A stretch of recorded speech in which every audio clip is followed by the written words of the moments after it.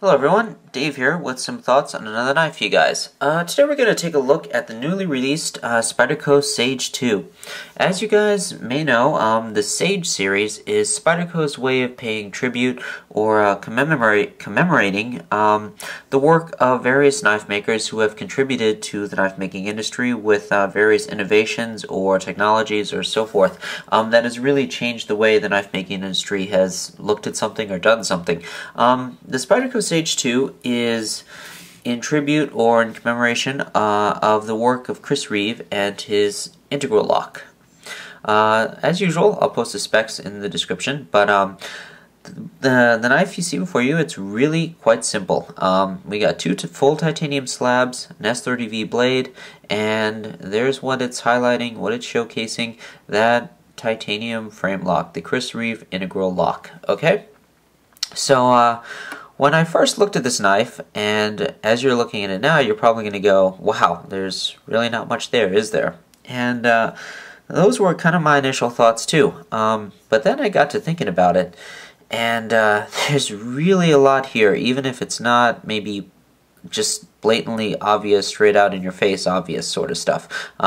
First off, you know, as with all Spydercos, got that spider hole opening, really great. The materials of the knife, full titanium slabs, and that S30V steel. It is the same steel and same blade shape, same profile that was featured in the Sage 1. So you have that full flat grind on the blade, going out with that S30V steel, super sharp, beautiful profile on it.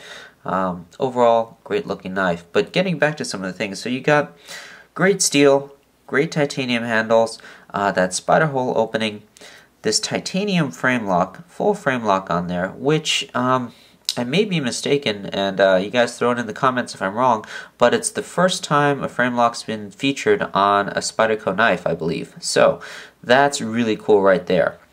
So, you know, aside from maybe some of the Striders and a couple of other maybe custom offerings out there, to find a knife that offers such a high-grade steel, high quality handles, plus the frame lock, that's really speaking a lot right there. So, in and of itself, that is really pretty cool in my opinion, you know? I mean, just looking at it, yeah, sure, there's really not much to the knife, and that's sort of the simplicity, the elegance of it, if you will.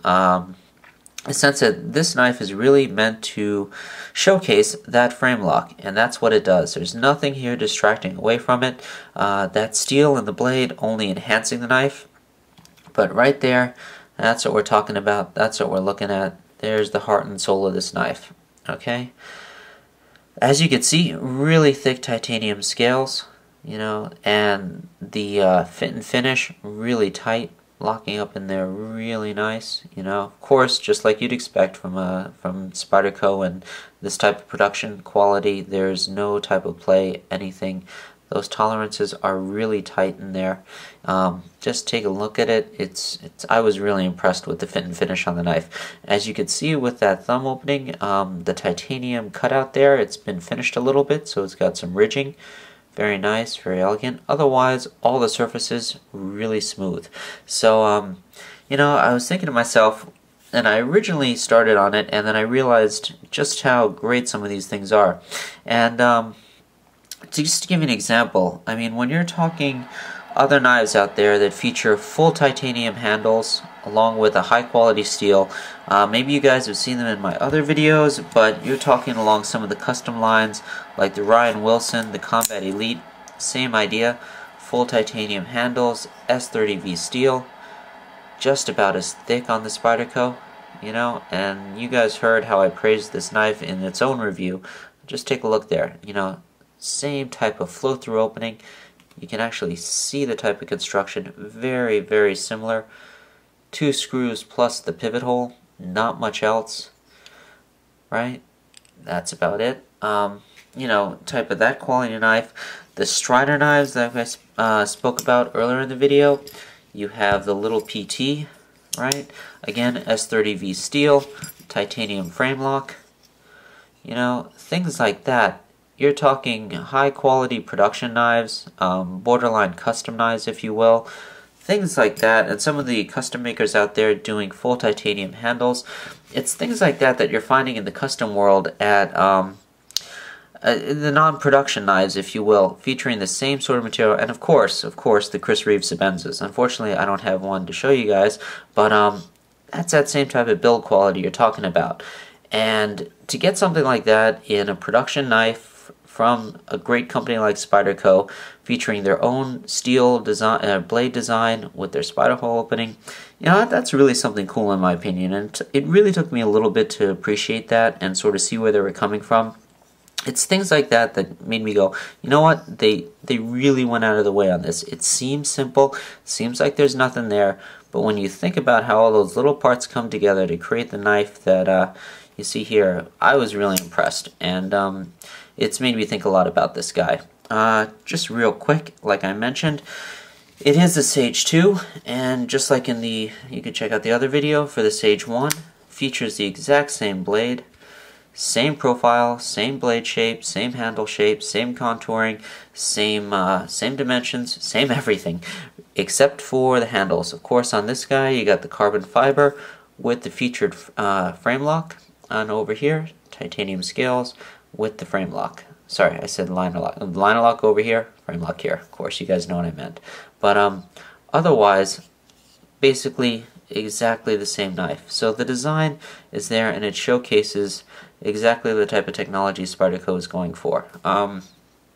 Getting back to the Sage 2, you know, like I mentioned, really simple construction. You just have those 2 screws plus the pivot screw. That's it for those handles. Does feature, same as the Sage 1, tip-up carry, right side or left side, can't go tip down. As you can sort of see there is no stop lock, no hinderer lock. I take it because it wasn't part of the original Chris Reeve design, and therefore it's not featured on this knife. Maybe they'll do a Rick Hinderer version, who knows. But so there you go. The blade, it's exactly the same as in the Sage 1. You have this beautiful flat ground spear point blade in the S30V steel. Just a great knife and blade and edge on there. Same finger choil, same stuff I spoke about in the other video. You guys can take a look there and reference back when I compared it with the carbon fiber native. So anything I said about the Sage 1 with respect to its use, carry, that sort of deal, it's going to apply basically to this guy as well. But just to get back, again, just really impressed with the fit and finish and the build quality on this.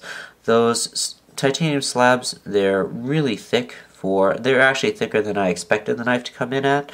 Was very impressed to find that. Didn't see any type of machining errors or any type of material or construction flaws in the knife. Really impressed with that. Wasn't really expecting anything less, but it was nice to find that it actually held true.